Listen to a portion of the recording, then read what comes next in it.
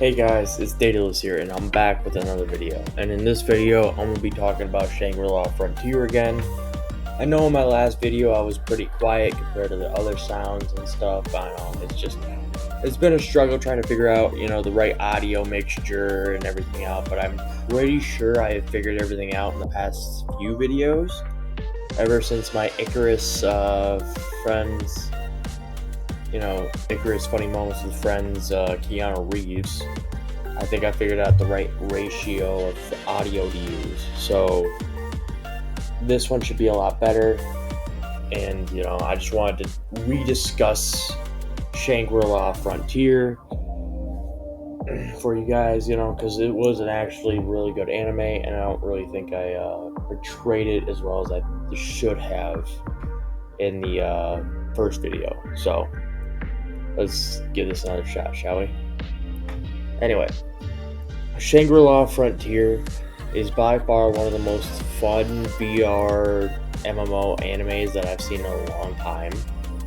Like I've said in my last video, I was first turned on to full immersion VR and VR by, Sword Art Online, so it was like that was what I knew for full immersion VR and VR.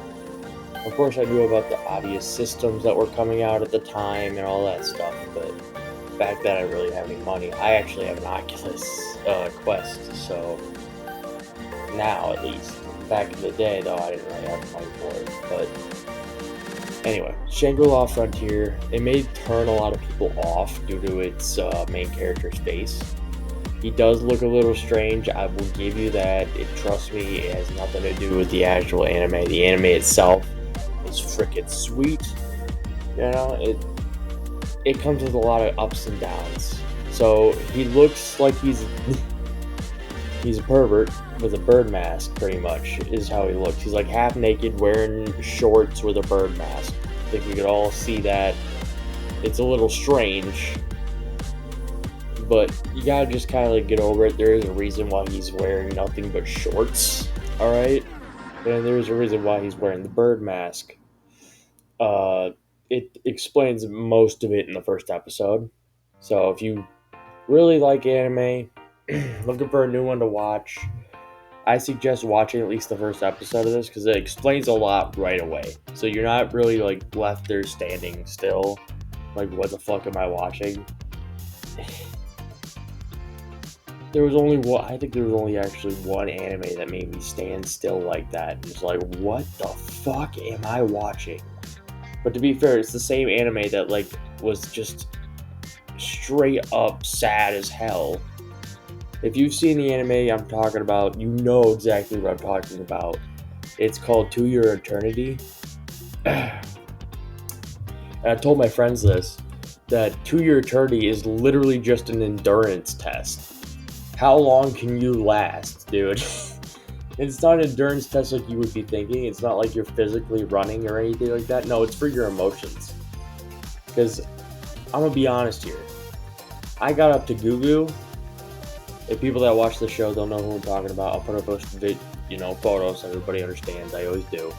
But when I got to Gugu's death, and I was like, nope, I'm done. I got up, I was like, no, I'm good. It's like they fucking killed him. Because Gugu was amazing, dude. I love that man. And they had to fucking kill him. I was like, why not kill the old grandpa? Someone help, please. Just leave Gugu alive. No, don't kill him. And sure as shit, they killed him. I was like, I refuse to watch To Your Eternity again. It is. I refuse. I can't watch it. I won't do it. Because I get the Gugu and I'm all like, no. So I just can't do To Your Eternity. It's not for me. But back to Shangri-La Frontier. We got our main character, Sunraku, who is a trash gamer. If you don't know what trash gamers are, they're people that prefer trash games, as in the games that are legit trash and have been named as such. In this world, it's mainly VR games due to the fact that most console games in their world would be considered retro. So he's a big VR trash gamer. That's what they're called in that world, and kind of what they're called in this one as well, if you know what I'm talking about. People that like to go for the shittiest games possible. We'll deal with the bugs, we'll deal with the glitches, and just go for it. But in Shangri-La Frontier, there was, almost like a funny aspect to it. Due to the fact that it's all full immersion VR, the bugs that are happening, it's not like Skyrim where you could walk in a wall, like you actually could look around and see what the fuck the bug's doing, you know what I'm saying? So it's not like it's all one, it's not like it's all on your TV screen. It's like all around you, and it makes a humongous difference in the whole buggy universe that is a trash game. So he's a big master of trash. He's been known to be like the best trash gamer around. The best part about it is that he's known by like two famous people. One's a model, one's a pro gamer. It's kind of funny because there's a whole backstory about it that I found actually really interesting. So if you see on the first, like literally what do you call it? The cover of it, you see Sunraku, which is obviously the bird mask dude. The chick with blonde hair and pigtails actually isn't a chick, it's a dude. That's the pro gamer, and then the one with purple hair is actually the model. And their names are Katso and Pencil Knight. I'm going with the gamer tags because they really don't mention the actual names very much, except for like the main character, and that's only mentioned because he has there's like a stalker character, sort of like Hinata, which again I mentioned before in my last video. It's just, that's the only reason I could even somewhat understand what his name is, because in that one, they say it so many times for this main character just because he has like a Hinata character following him around, you know what I'm saying? Anyway, and the first and the funniest part about it is the Hinata character is actually part of the Shangri-La universe, and she's like one of the biggest players in there.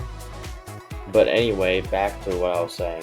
There's a backstory that I really liked. It was Pencil Knight, Katso, and Sunraku in a whole different trash universe game called, what was it? I can't remember the exact name of the game they were exactly playing. Knights of the Realms, that's what it was. Yeah, Knights of the Realms. They were playing Knights of the Realms, and this game was trash on pretty much one reason. The drop rates were freaking abysmal. So in other words, they focused more on the medieval style of it than they did on the drop stuff. So you would spend 48 hours trying to figure out stuff for the first mission. So that would mean that legendary stuff would be practically impossible to find. I pretty much just said it word for word, I'm pretty sure. But hey. That's the whole reason on why that game was trash, and Sunraku and all of them got on there. The reason why it even stayed on for so long was because it was literally known as an apocalypse looting simulator.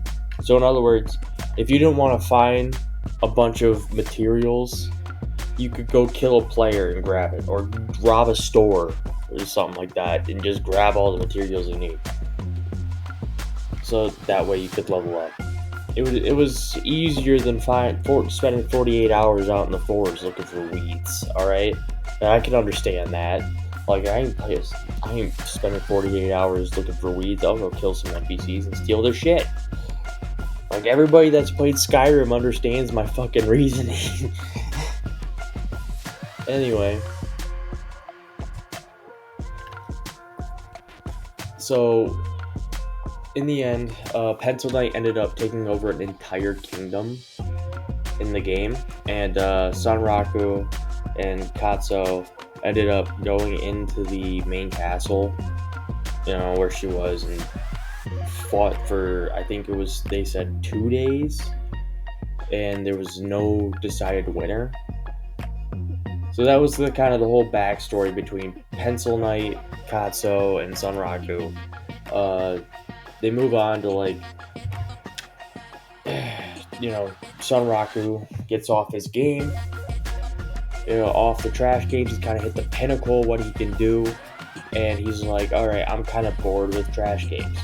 Finally, after everything I've accomplished with trash games, I'm now bored of it. So the lady at the front desk of the game store that he was at, leans him towards SLF, known as Shangri-La Frontier. It's a god tier VR MMO for players. So they get on. He decides to take it and check it out.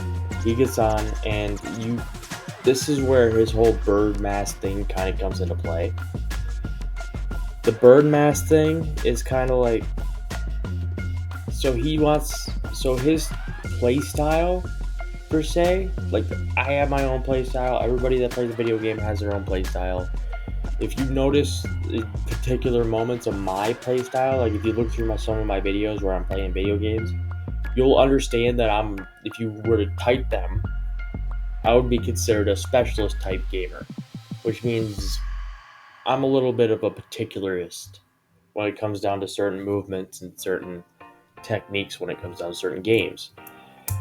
Now, Sunraku is what we call a glass cannon. Meaning he's like the gambler, in a sense. He doesn't go in with any equipment from the starting, and he just sells it all so he can get the best weapon. That was the whole purpose of him not going in there practically naked with a bird mask. The reason why he wanted the bird mask was because he was a wandering mercenary and he wanted the bird mask to like keep in tune with his character, I guess. It really wasn't clear about that specifically, but hey, I ain't mad about the bird mask. At least, like, it's a mask. Anywho, with all that being said, I hope you all enjoyed. Leave a like, leave a comment, subscribe if you like the content. And with all of that being said, Dataless Oversight, signing off.